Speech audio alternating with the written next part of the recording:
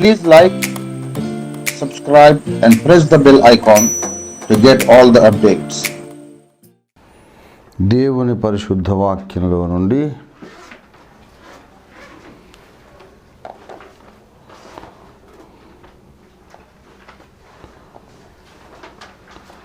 యాకోబు పత్రిక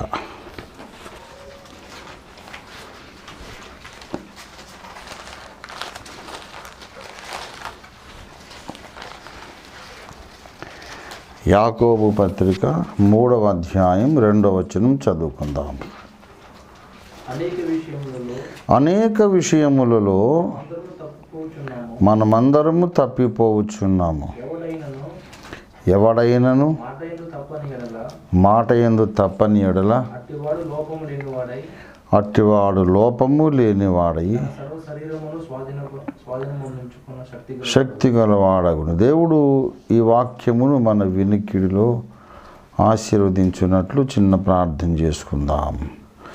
ప్రేమ కలిగిన మా మహాపరిశుద్ధ తండ్రి, దిగిరండయ్యా, నాతో మాట్లాడండి, అందరితోనూ మాట్లాడండి, నాకు కనబడండి, అందరికీ కనబడండి.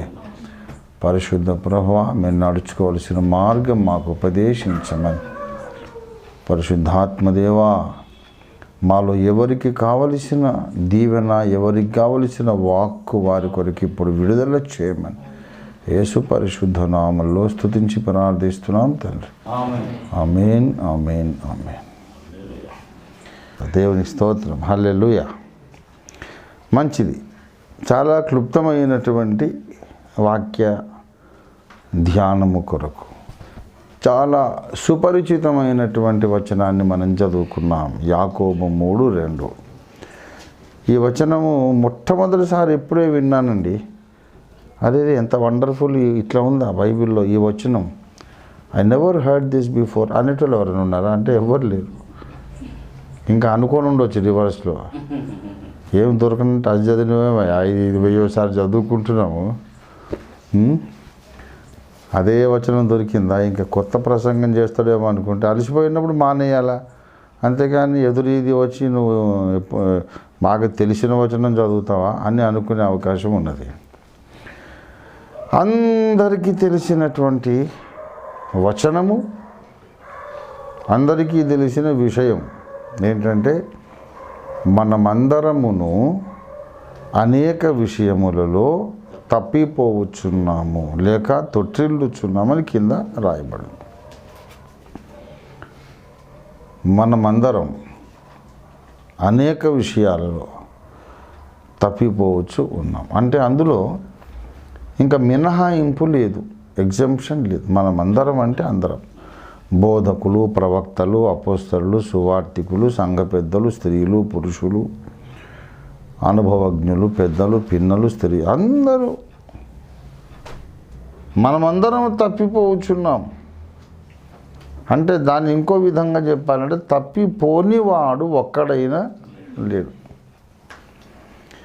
నేను ఒక విషయంలో కూడా తప్పిపోలేదు, అసలు ఏ విషయంలో కూడా నేను తప్పిపోలేదు అని చెప్పుకునేవాడు ఒక్కడు కూడా లేడు అని చెబుతున్నాడు.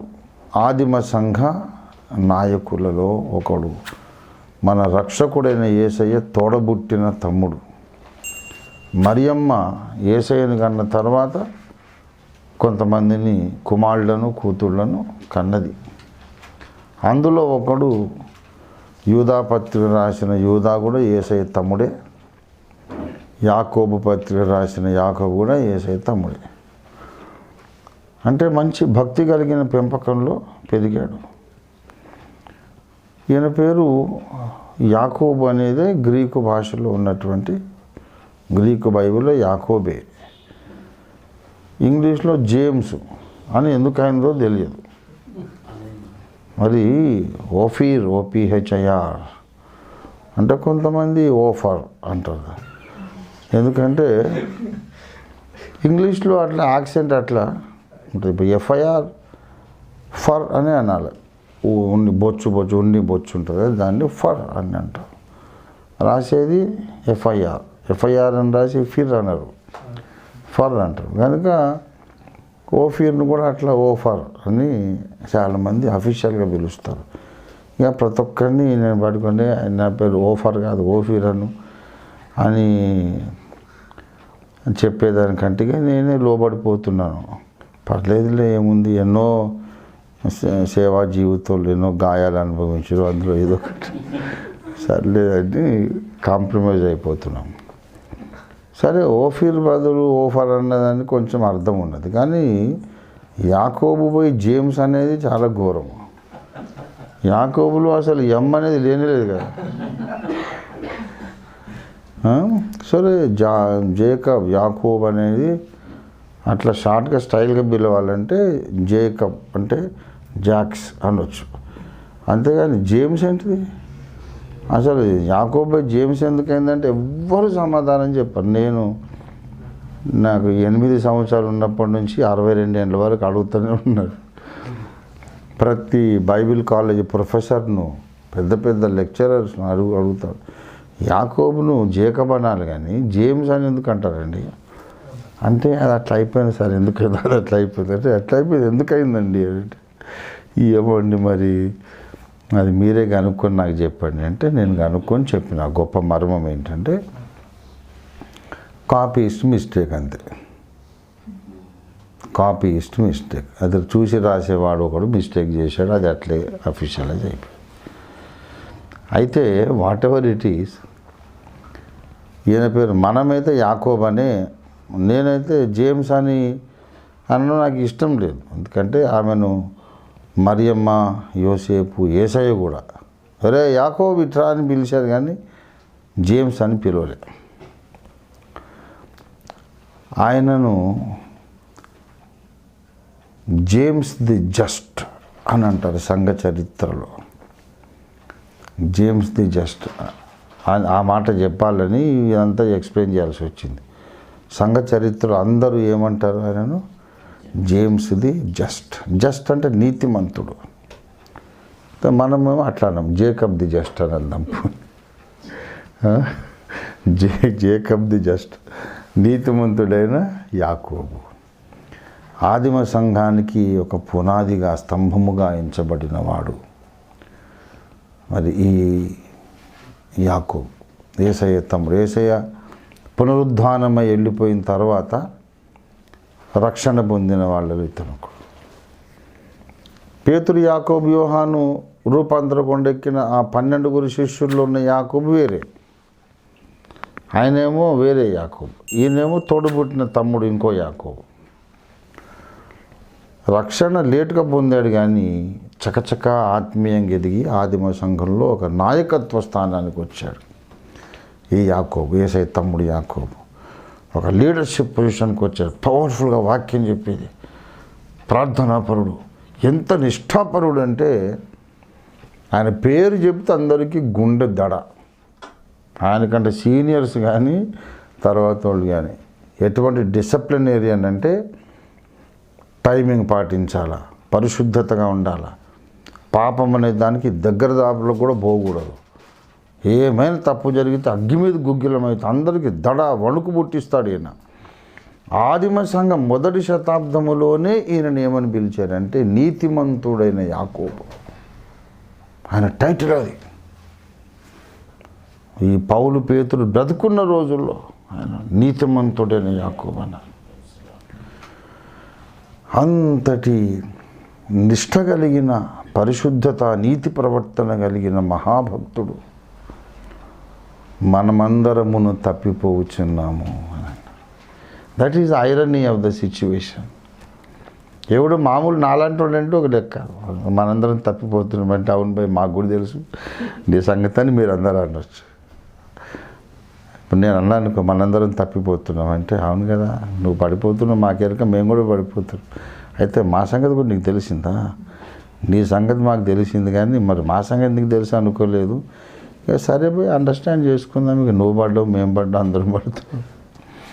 నాలాంటి వాళ్ళు అంటే మీరు అట్లాగా కాంప్రమైజ్ కావచ్చు. కానీ ఎవరి పరిశుద్ధతను చూసి ఆదిమ సంఘం భయపడిందో, ఎవరి పరిశుద్ధ ప్రవర్తన చూసి నాయకులే గడగడ వణికారో, సంఘ చరిత్రలో ఎవరినైతే నీతిమంతుడైన యాకోబని పిలుచుకున్నారో అతను అంటున్నాడు, మనం అందరం తప్పిపోతున్నాము. చాలా విచిత్రమైన విషయం. మామూలుడు కాదు కదా, సామాన్యుడు కాదు. అసాధారణమైన భక్తి, నిష్ఠ, క్రమశిక్షణ కలిగినటువంటి అగ్ని జ్వాల లాంటి మనిషి. ఆయనను చూస్తే అందరూ భయపడుతుంటే ఆయన నుండి మనందరం తప్పిపోతున్నాం తమ్ముడు అని చెప్తున్నాడు. అయితే ఎందుకు అని నా ప్రశ్న.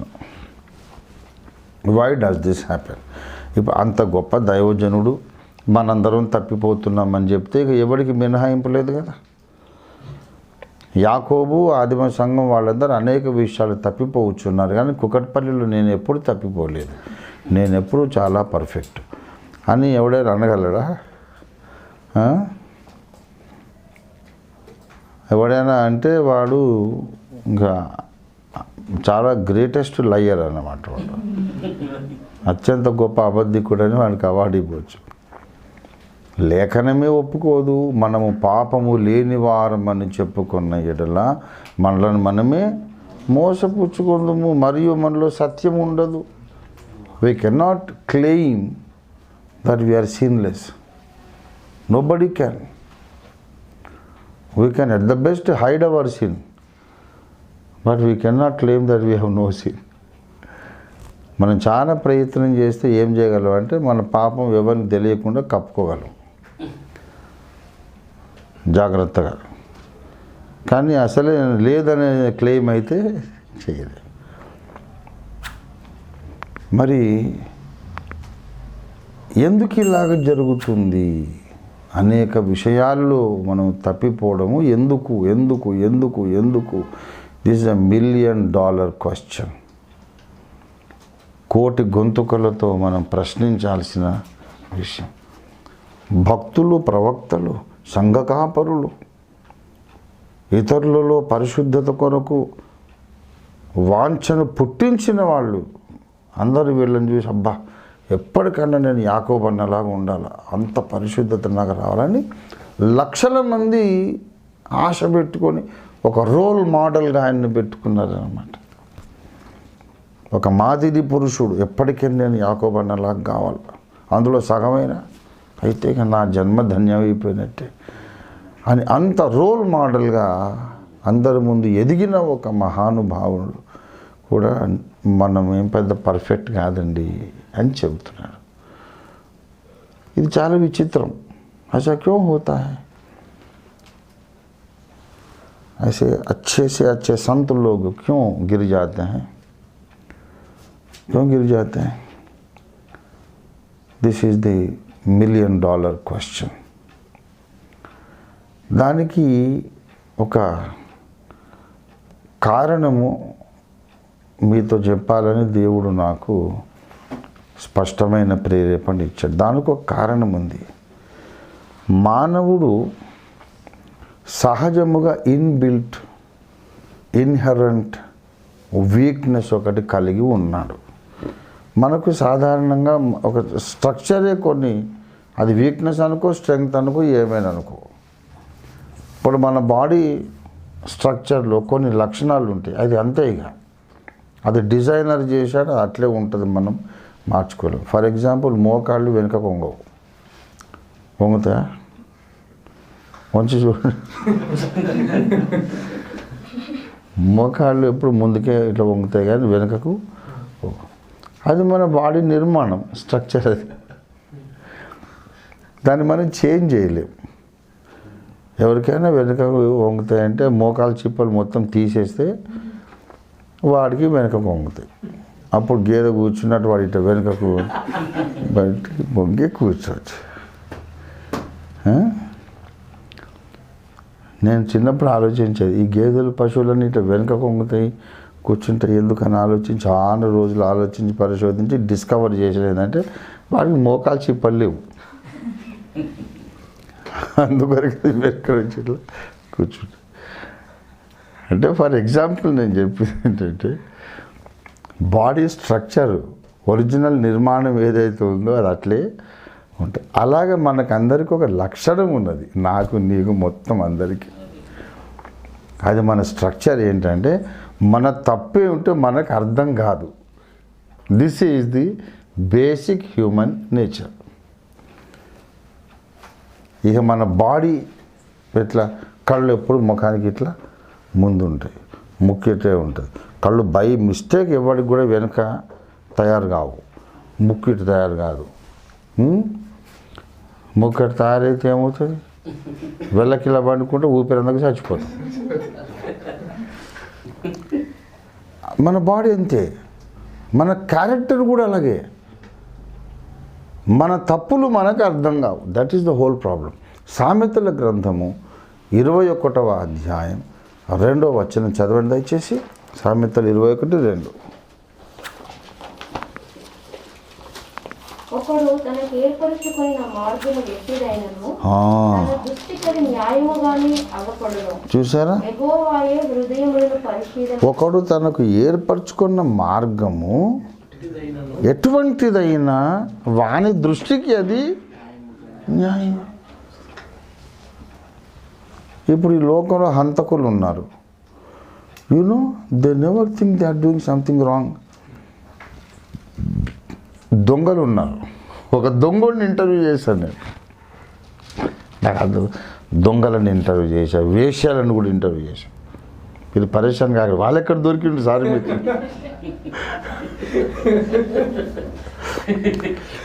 నాకు అందరూ దొరుకుతారు, దొరికేటట్టు దేవుడు చేస్తాడు. అయితే నువ్వు ఎందుకు ఇట్లా చేస్తున్నావు అంటే, మీరెవరు సార్ ఎందుకు ఎవరిని అడుగుతున్నారని కూడా అడిగారు వాళ్ళు. అడిగితే నేను ఒక జర్నలిస్ట్, అప్పుడు నాకు కడబూర మ్యాగజైన్ ఉంది కదా, నేను ఒక జర్నలిస్టు, కొన్ని ఎస్సేస్ రాస్తున్నా, సమాజంలో కొంతమంది ఎందుకు ఇట్లా అవుతారని. అందుకని ఎందుకు ఈ వృత్తిలోకి దిగావు, నీకు సిగ్గు అనిపించలేదా, తప్పు అనిపించలేదా అని ఇంటర్వ్యూ చేశాను వాళ్ళు. అట్లా దొంగను కూడా ఇంటర్వ్యూ చేశాను నేను. ఇంటర్వ్యూ చేస్తే నేను 4 సార్లు దొంగతనం చేసి జైలుకి పోయించాను సార్ అని చెప్పాను. అవునా, వాడిని తీసుకెళ్ళి ఇరానీ ఛాయ్ తాగించి బిస్కెట్ తినిపించాక, నువ్వు దొంగతనం నా దగ్గర చేయొద్దు, చేయకుండానే నేను నీకు 100 రూపాయలు ఇస్తాను, డోంట్ వరీ, అయితే నువ్వు నాకు సహకరించు, నాకు ఇంటర్వ్యూ నేను చేస్తా, సమాధానం ఏమని అడిగారు. హ్యాబిట్స్లోనే అనుకోని విధంగా జరిగింది. ఇషాకర్ అంకుల్ అప్పుడు సెంట్రల్ ఎక్సైజ్ ఇన్స్పెక్టర్ ఉండే, ఆ సిఎల్ఎస్ బిల్డింగ్ పైన central excise office, Abids police station మూల మీద మంచి ఇరానీ ఛాయ్ హోటల్ ఉంటుంది, అక్కడ కూర్చోబెట్టి ఇంటర్వ్యూ చేసేవాడిని. ఇది మరి తప్పనిపించలేదు అంటే, ఎందుకు తప్పవుతుంది సార్ అని వాడు ఎంత కాన్ఫిడెంట్గా మాట్లాడుతున్నాడంటే, సార్ ఇప్పుడు దొంగతనం జరిగిందని మీరు అంటున్నారు, నేను ఒప్పుకోను, నేను అడుగుతాను, మీరు చెప్పండి సార్, డబ్బులు లేని దగ్గర నేను దొంగతనం చేయగలనా అంటే, చేయలేవు, ఏముంది వాడి దగ్గర ఉంటుంది, ఆ షర్టు ప్యాంటు ఇప్పుకొని పోవాలంతనే, వాడి దగ్గర లేవు కనుక నువ్వు చేయలేవు. మరి నేను చేశానంటే ఎవరి దగ్గర చేయగలుగుతా, ఉన్నోడి దగ్గర ఎందుకు ఉన్నాయి, వాడు ఎక్కడో అన్యాయం చేశాడు కనుకనే వాడి దగ్గర ఉన్నాయి. గవర్నమెంట్కి కట్టాల్సిన పన్ను కట్టలేదు, కూలీలు చేయించుకొని కూలోళ్ళకి ఇవ్వాల్సిన జీతం ఇవ్వలేదు, ఏదో మోసం చేశాడు కనుక అన్ని మూటలు మిగిలిన వానికి. వాడు దొంగ. ప్రభుత్వాన్ని ప్రజలను మోసగించి వాడు 2-3 కోట్లు కూడా పెట్టాడు, దాంట్లో 1 లక్ష పట్టుకొని పోయినా. యూ షుడ్ అప్రిషియేట్ మీ. దొంగ దగ్గర దొంగతనం చేస్తే తప్పింది కదా సార్, అది మన కష్టార్జితమా? కష్టపడి ఎవడైనా 2-3 కోట్లు కూడబెట్టగలరా? మీరు చేయగలరా? సార్ మీరు మంచోళ్ళు నాకు కనపడుతున్నారు, మీకు లైఫ్లో మీరు ఎప్పటికీ కోటీశ్వరుడు గారు సార్, అందరినీ కోటీశ్వరులను చేస్తారు, మీరు గారు, నేను ఛాలెంజ్ చేసి, మీరు అడగకముందే 100 రూపాయలు ఇస్తాను అంటున్నాను, ఇక నీకేం కోట్లు ఉంటాయి? కాబట్టి వాడు నన్ను కన్విన్స్ చేసేస్తున్నాడు. అంటే వాడు దొంగ, అది చట్టరీత్యా నేరము, అన్ని మత గ్రంథాలు కూడా తప్పని చెబుతున్నాయి. ఏమండి, అది హిందూ మత గ్రంథాలు కానీ, ముస్లిం ఖురాన్ షరీఫ్ కానీ, బైబిల్ కానీ, భారతదేశ చట్టం కానీ, అందరూ కూడా తప్పు తప్పు తప్పు తప్పు అని చెప్తున్న దానిని గూర్చేవాడు ఇది తప్పు కాదని నిరూపిస్తున్నాడు. అంటే వాడు తప్పు చేయకముందు మైండ్ దానికి అనుకూలంగా ట్యూన్ చేసుకుంటాడు. ఒకడు తాను ఏర్పరచుకున్న మార్గం ఎటువంటిదైనా వాని దృష్టికి అది న్యాయముగానే కనపడను. ఎంత ఘోరము అంటే ఇది పరిస్థితి. ఉగ్రవాదులు ఉన్నారు. ఎంత భయంకరం ఉంటే నేను మీకు చెప్పడానికి నాకు ఇష్టం లేదు, కానీ సబ్జెక్ట్ సందర్భం వచ్చింది కనుక చెప్తున్నా. ఉగ్రవాదులు నిష్కారణంగా మనుషులను, పసిపిల్లలను, వృద్ధులను, స్త్రీలను, అమాయకులను నిష్కారణంగా చంపడానికి వాళ్ళని ట్రైనింగ్ ఇచ్చేటప్పుడు వాళ్ళు మత గ్రంథాలనే వాడుకుంటారు. భగవద్గీతను, ఖురాన్ను, బైబిల్ను వాడుకుంటారు. ఎట్లా తెలుసా? పుట్టిన ప్రతి మానవుడు ఏదో ఒకనాడు ఈ లోకాన్ని వదిలిపోక తప్పదు. ఎల్లుండి వాడు వదిలిపోవాల్సిన వాడిని ఒక 2 రోజుల ముందే మనం పంపిస్తున్నాం అనుకో, అది పెద్ద అంత బాధపడాల్సిన పాపమేం కాదు. ఈ లోకమంతా బాధలమయం, కష్టాలమయం. వానికి ఒక 2 సంవత్సరాలు అయ్యాక వానికి విడుదల వచ్చేది, ముందుగానే విడుదల ఇస్తున్నాం, వానికి సహాయమే చేస్తున్నాం. ఇంకో 2 సంవత్సరాలు అయ్యాక వానికి విడుదల వస్తే ఇంకో 2 ఏళ్ళు వాడు ఈ లోకంలో అన్యాయము, అక్రమం అన్నీ వాడు భరిస్తాడు కదా. జబ్బులు, అసమానత్వం. So we are giving him a deliverance.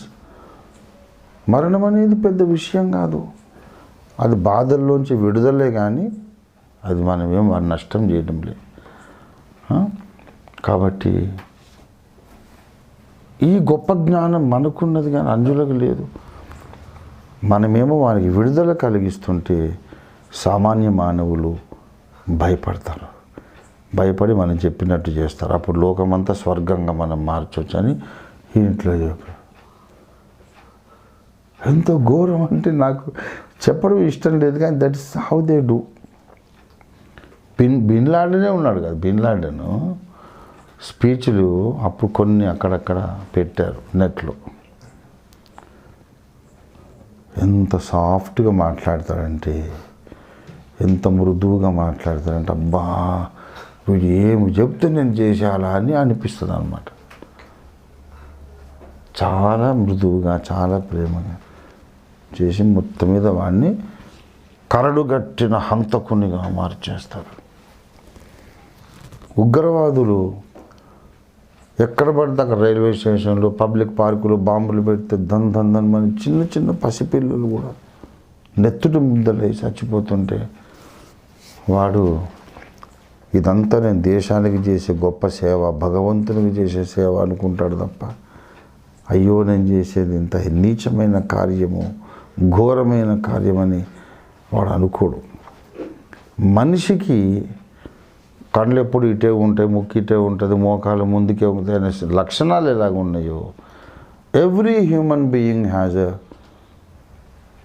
Special nature and characteristic, that is he always justifies himself. వ్యభిచారం చేసేవాడు జస్టిఫై చేసుకుంటాడు, నరహత్య చేసేవాడు తను తాను సమర్థించుకుంటాడు. జస్టిఫైయింగ్ అంటే సమర్థించడం, తప్పు కాదులే అని నచ్చ చెప్పుకోవటం. ఈ విషయం మళ్ళీ 2 సార్లు ఇంకంతకంటే ఎక్కువసార్లు రాయబడింది బైబిల్లో. కనీసం మనం జతపక్షులు అంటాం కదా, సామెతల గ్రంథము 16వ అధ్యాయము 25వ వచనం, 16-20, ఒకని మార్గము వాని దృష్టికి ఎట్లా కనిపిస్తుంది అంటే యథార్థమైనదిగా కనబడుతుంది, తుదకు అది అయ్య బాబోయ్ మరణానికి దారితీరు. మహాత్మా గాంధీని చంపినటువంటి గాడ్సే వాడు చంపే మరణదండన. చచ్చిపోకముందు వాడు ఇచ్చిన ఇంటర్వ్యూ, వాడు చెప్పిన సాక్ష్యం కోర్టులో, అది ఇంటర్నెట్లో పెట్టారు. వై ఐ కిల్డ్ గాంధీ అని గాడ్సే పాత్ర ఒకటి సృష్టించి ఆ కథ అల్లి అదొక సినిమా తీశారు. అంటే ఇప్పుడు గాంధీ భక్తులు కాకుండా మీరందరూ గాడ్సే భక్తులు. గాంధీ గారిని చంపి వాడు చాలా గొప్ప పని చేశాడట. వాడు ఏమంటాడంటే, నా ప్లేస్లో మీరున్నా మీరు అదే పని చేద్దురు, I had a reason to kill Gandhi అని అంటాడు వాడు. మహాత్మా గాంధీని చంపినోడు వాడు ఇప్పుడు నేను గొప్పోడిని చెప్పుకుంటే అది నమ్మే బడుద్దాయిలందరూ దేశాన్ని వెళ్తున్నారు ఇప్పుడు. కనుక నేరము చేసిన పాపము చేసిన మనిషి తన్ను తాను సమర్థించుకుంటాడు. ఒక కారణాన్ని బట్టి ఇది రైట్, ఒక కారణాన్ని బట్టి ఇది రైట్ అని వాడు సమర్థించుకుంటాడు. ఇది మానవ లక్షణము గనుకనే, భక్తులైనా మనకి ఈ లక్షణం ఉన్నది కనుకనే రక్షణ పొంది దేవుని సేవకు సమర్పించుకున్న తర్వాత కూడా మనకి లక్షణం ఉన్నది కనుకనే మనం అందరము తప్పిపోవాల్సి వస్తుంది. అది whatever we do it is right in our sight. ఏం చేసినా మన దృష్టికి కరెక్టే కాబట్టి కరెక్ట్ అనుకుంటూనే మనం చేస్తున్నాం. కానీ దేవుడు తన దృష్టితో చూసినప్పుడు అగ్నిజ్వాల వంటి నేత్రాలతో చూస్తే that is wrong, what you have done is wrong అని దేవుడు జడ్జిమెంట్ ఇస్తున్నాడు. నేను బాగానే ఉన్నానని నేను అనుకుంటున్నా, పైనుండి దేవుడు తప్పురా, తప్పు చేస్తున్నావు అని అరుస్తున్నాడు. ఆ కేక మనకు వినపడడం లేదు. అందుకు మనం అందరము తప్పిపోతున్నాం. అందుకే మరి 139వ కీర్తనలో దావీదు ఒక ప్రార్థన చేస్తాడు. 23, 24 వచనాలు. దేవా నన్ను పరిశోధించి నా హృదయమును తెలుసుకొనుము, నన్ను పరీక్షించి నా ఆలోచనలు తెలుసుకొనుము. నీకు ఆయాసకరమైన మార్గము నా యందు ఉన్నదేమో, నీకు ఆయాసకరమైన మార్గము నా యందు ఉన్నదేమో ఏంటి? నీకు ఆయాసకరమైన మార్గము నాలో ఉన్నది ప్రభువా, నన్ను క్షమించు అనాలి కదా. నేను చేసే ఎన్నో పనులు, నా మాటలు, నా తలంపులు నీకు నచ్చటం లేదు, నన్ను క్షమించు తండ్రి. నీకు నచ్చినట్టుగా నేను ఉండలేకపోతున్నాను, నన్ను క్షమించు అనాలి కదా. ఒకవేళ ఏమైనా ఉన్నదేమో చూడు ఏంటంటే, నీకు తెలీదా మరి ఉంటే? తెలీదా అని కాదండి, తెలియదు కనుకనే ఆ ప్రార్థన చేయాల్సి వచ్చింది. కనుక ఈ పాపము అనేది చాలా ఒక పెద్ద మిస్టరీ. పాపం అనేది పెద్ద మర్మము. పాపం అనగా ఏమిటి అంటే పుణ్యము కానిది. పుణ్యం అనగా ఏమిటి అంటే పాపము కాని. అంత సింపుల్గా ఉండదు, అట్లా ఉండదు. పాపం అంటే ఏంటంటే ఆజ్ఞాతిక్రమమే పాపము. తర్వాత మేలైనది నెరిగియు అలాగూ చేయక ఉండుట పాపం. ఇంకా పాపం అంటే ఏంటి? పాపము కాకపోయినా ఇతరుల దృష్టికి ఇది పాపంగా కనబడుతూ ఉంటే గనక, కీడుగా కనబడుతుంటే దానికి కూడా దూరంగా పారిపోవాలి. ఇంకా ఉత్తమముగా చేయగలిగి ఉండి కూడా చేయగలిగిన దానికంటే తక్కువ ఉత్తమత్వంతో ఏది చేసినా తప్పే. అల్టిమేట్గా నా స్థానంలో యేసయ్య ఉంటే ఏది చెయ్యడో అది నేను చేయడం తప్పు. అంటే మనం ఆత్మీయంగా ఎదుగుతున్న కొలది పాపం అనే దాని నిర్వచనం మారిపోతూ ఉంటుంది. ఎంత ఎదుగుతుంటే ఆ నిర్వచనం అలాగా మారిపోతూ ఉంటుంది. కాబట్టి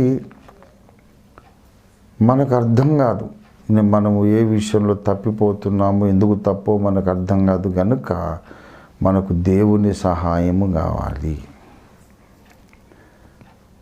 మీ అంతటి మీరే ఏమీ చేయలేరు అన్నాడు కదా. నాకు దూరంగా నాకు వేరుగా ఉంటే మీరేమీ చేయలేరు. మీరేమీ చేయలేరు అంటే ఆఖరికి మీ పాపాలు ఒప్పుకోవడం కూడా మీరు చేయలేరు.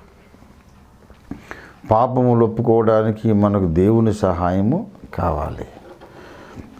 దేవుని సహాయము కోరుకుంటున్నటువంటి వచనమే ఈ 139:24 వచనం. దేవా, పరిశోధించి నా హృదయమును తెలుసుకొనుము, నాకు అర్థం కావడం లేదు నాయన, నాలో నీకు ఇష్టంగా ఏదైనా ఉన్నదేమో. అనుమానం వస్తుంది కానీ అది ఏంటో సరిగా స్పష్టంగా తెలియడం లేదు. ఏదో విషయంలో దేవుని ముఖములో నా పట్ల అసంతృప్తి కనబడుతుంది, అది ఏంటో తెలియటం లేదు. I need your help O Lord. అంత డీప్గా మనల్ని మనం పరీక్షించుకొని దేవుని సహాయంతో మనల్ని మనం పరిశీలించుకొని మన దోషాలు ఒప్పుకొని కడుక్కుంటే తప్ప దేవుని దృష్టిలో మనం యోగ్యులుగా నిలబడలేం, యోగ్యముగా ప్రభు యొక్క శరీర రక్తాలను తీసుకోలేము. అంతవరకు మన దృష్టికి బాగానే అనిపించింది. దేవుడు దర్శించగానే ఏమవుతుందంటే అది తప్పుగా కనబడుతుంది. ఒకసారి దేవదాసయ్య గారి దగ్గరికి ఒక నాస్తికుడు వచ్చాడట. వచ్చి దేవుడు లేడు, ఏం లేడండి మాస్టారు, మీరు అనవసరంగా అందరినీ పాడు చేస్తున్నారు, దేవుడు ఉన్నాడని చెప్పి. దేవుడు లేడు, ఏం లేడు, దేవుని చూపించి నాకు అంటే, దేవునికి మనకి మధ్యలో పాపం అని అడ్డుకోడున్నది నాయన. ఎలాగ దేవుడిని చూపించాలి? నేను దేవుని చూడాలంటే, దేవుణ్ణి చూపించాలంటే బోర్డు పరిశుద్ధత ఉండాలి. నీకు దేవుని మధ్యలో పాపం అడ్డుగా వచ్చింది, ఎట్లా చూపించాలి అంటే, మరి ఆ పాపాన్ని తీసేయండి, మీరే తీసి చూపించండి అంటే, సరే తీసేద్దాం, నువ్వు ఓ పని చేయి, దేవా నేను పాపిని, నా పాపములు క్షమించుము అని ప్రార్థన చేయి అంటే, అదేందండి మీరు పెద్ద వయసులో మీరు మరీ ఇంత అర్థం లేకుండా మాట్లాడుతున్నాను. దేవుడు ఉన్నాడనేది నాకు నమ్మకమే లేదు. దేవుడిని ఎట్లా ప్రార్థన చేస్తాను? నా పాపాలు క్షమించాను. నమ్మకం ఉంటే కదా ప్రార్థన చేయడం. నాకు నమ్మకం లేదు దేవుడి మీద అంటే, నమ్మకం లేకపోయినా చెయ్యి అన్నాడు. నమ్మకం లేనప్పుడు చేస్తే లాభం ఏముంది ప్రార్థన? సరే, లాభం లేకపోతే నష్టమైతే లేదుగా. పోనీ అవతల ఎవడు లేడు, ఒట్టి శూన్యమే. దేవా నన్ను క్షమించు, నా శూన్యంతోనే అంటున్నావు, నష్టం లేదుగా, చేయరాదు. నా కోసం చేయి, పెద్దవాడిని చెబుతున్నా, నా కోసం చేయి. సరే మరి సరే, మీరు చెప్పిన కళ్ళు మూసుకొని దేవా నా పాపాలు క్షమించు అనేసా. ఇప్పుడు ఏమైంది అంటున్నారు. ఒక్కసారి కాదు, అలా చెప్తా ఉండాలి బాబు. ఎన్నిసార్లు అంటే, నేను ఆపమన్నదాకా చెప్పు, సర్లే చూద్దాం ఏం జరుగుతుంది అని వాడు మొదలుపెట్టాడు. దేవా నేను పాపిని, నా పాపములు క్షమించు, దేవా నేను పాపిని, నా పాపములు క్షమించు, దేవా నేను పాపిని, నా పాపములు క్షమించు అని చెప్తా ఉన్నాడు. అట్లా ఒక 20-30 సార్లు చెప్పేసరికి వాడు ఒక్కసారిగా ఆపి గుండెలు బాదుకొని, అయ్యో నాకు ఇప్పుడే అర్థమైంది, దేవా నేను ఘోర పాపిని, నాలో ఎంత కల్మషం ఉంది, యేసయ్యా నన్ను క్షమించమని వాడు కింద పడి దొరలాడి కన్నీళ్ళు గార్చి గుండెలు బాదుకొని పిచ్చోడిలాగా ఏడుస్తున్నాడంట. వాడు ఊరికనే మనస్సు పెట్టకుండానే ఆ మాట పదే అంటుంటే పరిశుద్ధాత్మ కార్యము జరిగి వాడి కళ్ళు తెరుచుకొని, అంతవరకు నేనేం తప్పు చేశాను అన్నవాడు ఘోరంగా ఏడుస్తున్నాడు. అంటే దేవుడు మన కన్నులు తెరిస్తే తప్ప మన తప్పులు మనకు అర్థము కావు. నేనైనంతే, నువ్వేనంతే, దావీదు మహారాజైనా అంతే. గనుక మనమందరమును తొట్టిల్లుచున్నాము. అయితే తొట్టిల్లే స్వభావం కలిగిన మనం దేవునితో మళ్ళీ ఎప్పటికప్పుడు సమాధాన పడాలంటే, ఎప్పటికప్పుడు దేవుడు మన కన్నులు తెరిపించి వెలిగించి మన తప్పులు మనకు చూపించి ఒప్పించి మనం ఒప్పుకునేలాగా మనల్ని నడిపించి, దేవుడే పూనుకొని మనల్ని పరిశుద్ధతలోనికి నడిపించాలి. అలా నడిపించాలంటే మనం ప్రార్థన చేయాలి. ప్రభువా నన్ను పరిశోధించి నా హృదయమును తెలుసుకొనుము, నాకు తెలియజేయుము. నా హృదయాన్ని తెలుసుకో, నాకు తెలియజేయి. ఒక గొప్ప ప్రార్థన నేను చేశాను చాలా రోజుల కిందట. ప్రభువా, నీవెవరో నాకు అర్థం కావడం లేదు. చాలా ఏళ్ళ కిందట. Reveal your self to me. నీవెవరో నాకు తెలియట్లేదు. నీవు ఎటువంటి వాడివో, నీ స్వభావము, వ్యక్తిత్వం, నీ ఉనికి, ఆ త్రిత్వం ఏంటి, ఆ గొడవ ఏంటి, అసలు ఏంటి, నీవెవరో నాకు తెలియట్లేదని ప్రార్థన చేస్తే, నీవెవరో నీకు తెలిసిందా అన్నాడు. నీవెవరో నీకు తెలుసా? నన్ను అడుగుతున్నావురా నువ్వు? విశ్వసింహాసనాసీనుణ్ణి నీవెవరో నాకు తెలియపరచు అంటున్నావు. అసలు నువ్వెవరు నీకు తెలిసి?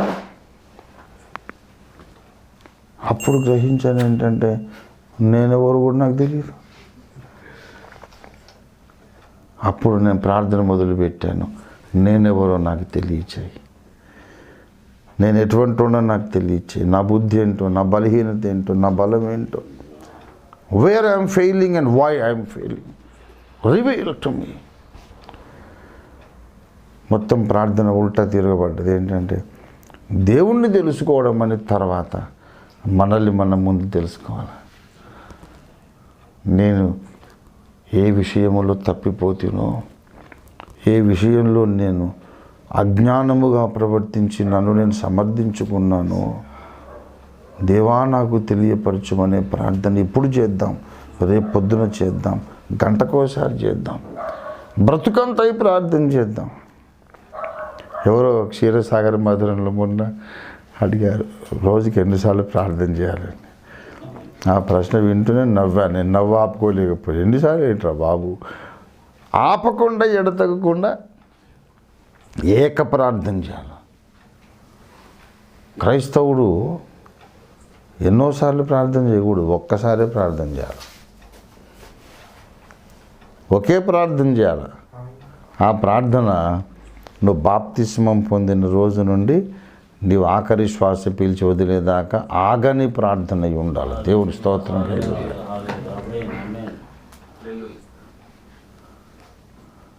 మీరు ఎప్పుడెప్పుడు ప్రార్థన, నన్ను అడుగుతారు కొత్త, మీరు ఎప్పుడెప్పుడు ప్రార్థన చేసుకుంటారండి? ఎప్పుడెప్పుడు చేసుకోవడం ఏంది? మీరు అప్పుడప్పుడు చేస్తారా? అయ్యింది మీరు అప్పుడప్పుడు చేస్తారా అంటే, అవును సార్ నేను ఎవ్రీడే ఎర్లీ మార్నింగ్ చేసుకుంటాను. అవునా, తర్వాత చేయవా అంటే, ఎర్లీ మార్నింగ్ చేస్తాం, మళ్ళీ దినమంతే చేస్తాం సార్. వీడు ఇంకో గ్రహాంతర జీవిలా ఉన్నాడు. పొద్దున్న చేస్తారట, మళ్ళీ ఇంకెప్పుడు చేయడట. ఎవ్రీడే మార్నింగ్ చేస్తాడు. నేను అట్లా నేను మార్నింగ్ చేయను, ఈవినింగ్ చేయను సార్, ఎప్పుడు చేస్తూనే ఉంటాను. నిద్రలో కూడా పరమగీతంలో కన్యగా చెప్పాలి, నేను నిద్రించి తినే కానీ నా మనస్సు మేలుకొని ఉన్నది, నా ప్రియుని స్వరం వినబడుతుంది. దేవుని స్తోత్రం కలిగినగా ఎల్లప్పుడూ ఈ ప్రార్థన నేనైతే నిమిషానికి ఒకసారి చేస్తాను. ప్రభువా నన్ను క్షమించు, నాకు తెలియపరచు, ఏ విషయంలో నేను దుఃఖపరిచాను నాకు తెలియపరచు. దేవుని యొక్క అద్భుత వ్యక్తిత్వాన్ని మనం నిత్యత్వం అంతా తెలుసుకోవచ్చు. కానీ ముందు మన పరిస్థితి ఏంటో, మన బలహీనతలు ఏంటో. నాకు దేవుడు ఎన్నో సంగతులు నేర్పిస్తూ ఉన్నాడు. అరే నీ యాటిట్యూడ్ తప్పు, నీ కమ్యూనికేషన్ తప్పు, నీ ప్రార్థనలో తప్పు ఉంది, నీ ఎదురుచూపు విశ్వాసంలో తప్పు ఉంది. ఎప్పటికప్పుడు దేవుడు దిద్దుబాటు చేస్తూనే ఉన్నాడు. కాబట్టి మనమందరం ఇవాళ ప్రార్థన చేద్దాం, యథార్థంగా ప్రార్థన చేద్దాం, చాలాసేపు ప్రార్థన చేద్దాం. నాస్తికుడు కూడా చాలాసేపు ప్రార్థన చేస్తే పరిశుద్ధాత్మ కార్యం జరిగింది. మరి రక్షణ పొందిన మనం ప్రార్థన చేస్తే ఆత్మదేవుడు దిగిరాడా? మరి మనం కళ్ళు మూసుకొని మోకరించి, ప్రభువా నన్ను పరిశీలించుము, నన్ను నీవు తెలుసుకొనుము, నాకు తెలియజేయుము అని మనం ప్రభువుని అడుగుదాము. ప్రభు మన మధ్యలో సంచారం చేస్తున్నాడు. ప్రభు మన మధ్యలో సంచారం చేస్తుంటుండగా మనందరము దేవుని సహాయంతో స్వపరీక్ష చేసుకుందాం. దేవుని సహాయంతో మనల్ని మనం పరీక్షించుకుందాం. దేవుడు సహాయం చేసిన కొలది మన పాపములు, మన తప్పిదములు, అపరాధములు ఒప్పుకుందాం. యేసయ్యా నన్ను క్షమించు, నాకు తెలియదు నాయన, నాకు తెలియదు. హల్లెలూయా.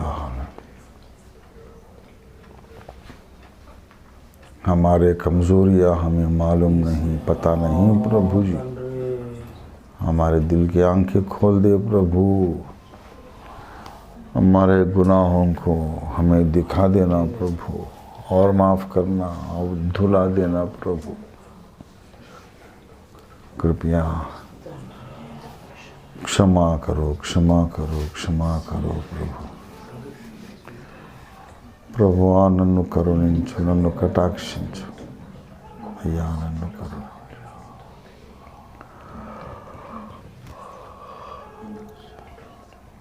దావీదు మహారాజు వలె మనం ప్రార్థన చేద్దాం. దేవా నన్ను పరిశీలించి నన్ను తెలుసుకో, నీకు ఆయాసకరమైనది నాలో ఏదైనా ఉన్నదేమో, ఒక మార్గము, ఒక అలవాటు, ఒక తలంపు, ఒక ఆలోచన విధానం ఎక్కడైతే నేను దుఃఖపరుస్తున్నాను, ఆ విషయం నాకు తెలియపరచు. అపరాధిని యేసయ్యా, కృప చూపి బ్రోవమయ్యా. అపరాధిని యేసయ్యా,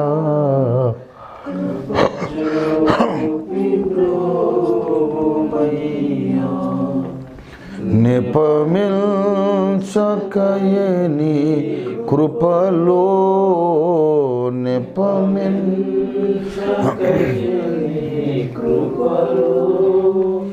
అపరాధములను క్షమించు, అపరాధిని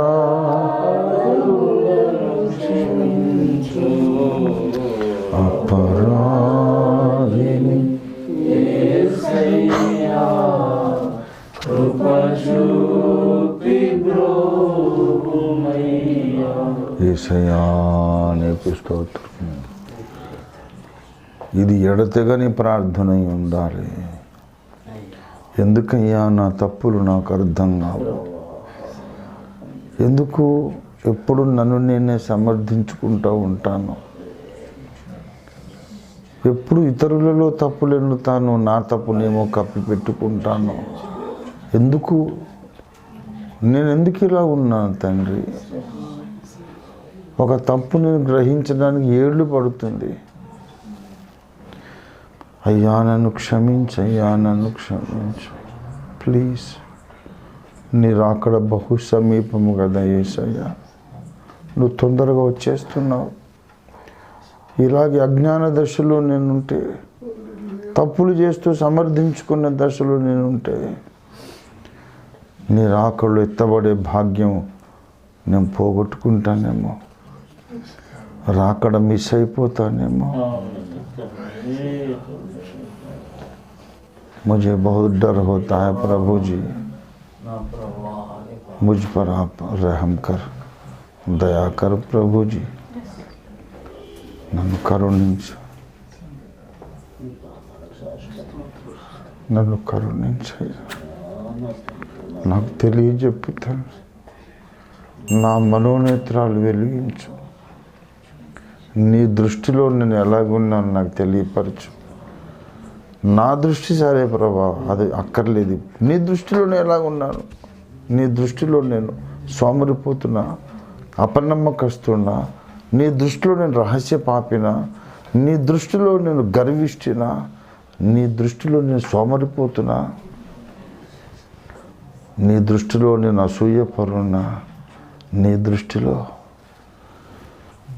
నేను ఎలా కనబడుతున్నాను?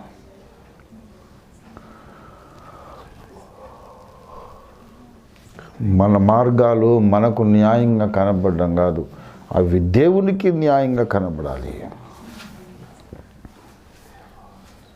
Our ways must be right and upright in the presence of the Lord, not only in your sight. యేసయ్యా నాతో మాట్లాడవా తండ్రి, నువ్వు ఒకసారి నాతో మాట్లాడితే నేను బ్రతుకుతాను తండ్రి. నువ్వు మాట్లాడితే నేను పరిశుద్ధపరచబడతాను. నువ్వు మాట్లాడితే నా తప్పులు నేను ఒప్పుకోగలుగుతాను. నువ్వు మాట్లాడకపోతే నాకు అర్థం కాదు నాయన. Lord Jesus, please have mercy upon me. ప్రియులారా, ప్రార్థన చేయండి. కొంచెం ఎక్కువసేపే ప్రార్థన చేద్దాం. వారమంతా లోకంలో బ్రతికాం కదా. 7 రోజుల పాపాలు ఒప్పుకోవడానికి, 7 రోజుల బ్రతుకును పరిశీలించుకోవడానికి ఒక 7 నిమిషాలైనా పట్టదా? 7 అర నిమిషాలైనా పట్టదా? కొంచెం సమయం మనం కేటాయిద్దాం. 7 అర నిమిషాలంటే 3.5 నిమిషాలు. కనీసం ఆ మాత్రమే వద్దా? హడావుడిగా ఏదో గబగబ కానిచ్చేసేసి ప్రభు వాళ్ళు అయిందనిపించేసి వెళ్ళిపోవడం భక్తి అంటే?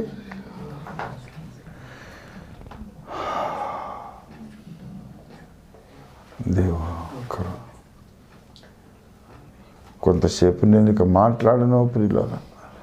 అందరూ తమ తమ దోషాలు దేవుని ముఖ కాంతిలో, మనం విన్న వాక్యపు కాంతిలో, దేవుని ముఖ కాంతిలో అందరూ తమ జీవితాలను పరిశీలించుకొని దేవుని ఆత్మ సహాయంతో దేవుని దృష్టిలో మనలో ఏదైతే పాపంగా కనబడుతుందో దాన్ని ఒప్పుకుందాము. ఇది ఒప్పుకోలే సమయం. ఇది యేసు రక్తపు నదిలో మన స్నానఘట్టము. స్నానాలు చేసే సమయం. రండి, బాగా పరిశుద్ధపరచబడి విందుశాలలోనికి వెళ్ళి యేసయ్య పరిశుద్ధ శరీరాన్ని తిందాం. యేసయ్య పరిశుద్ధ రక్తాన్ని త్రాగుదాం. హల్లెలూయా, హల్లెలూయా, హల్లెలూయా.